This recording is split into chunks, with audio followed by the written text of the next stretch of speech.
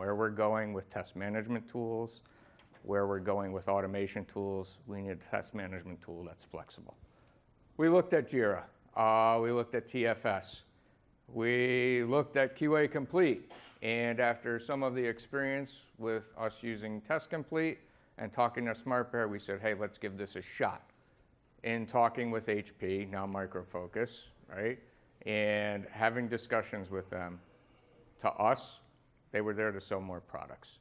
They didn't really want to listen to our concerns, where we were headed. They were just there to say, yeah, you can do that, just drop another 50 grand and you're fine. So they just focused on upselling, really. With SmartBear, pick up the phone, I speak to a live person, we talk twice a week. How is it going? You don't get that with HP. So recently, you will notice in the latest version of QAComplete, look at the release notes. There are now APIs where you can create test sets, add tests to those test sets, and update the results of those tests. After talking to SmartBear, one of our requests was to be able to do that, and guess what? It was in the next release. That's awesome. That doesn't happen with other companies.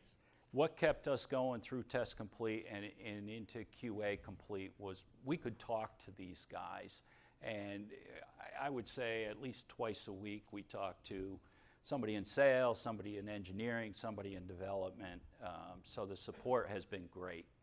Yeah, you enter a ticket, there's a response within an hour. Yeah.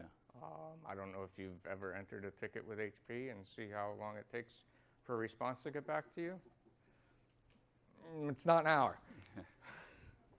Look, QAComplete has great potential. I'm not going to tell you it's going to solve all your problems, but from where our perspective, it solves a lot of them, and I see great potential in doing it. Our relationship with SmartBear is such that they get where we want to head. They get it, and that says a lot. SmartBear listens, and that makes me want to use their products.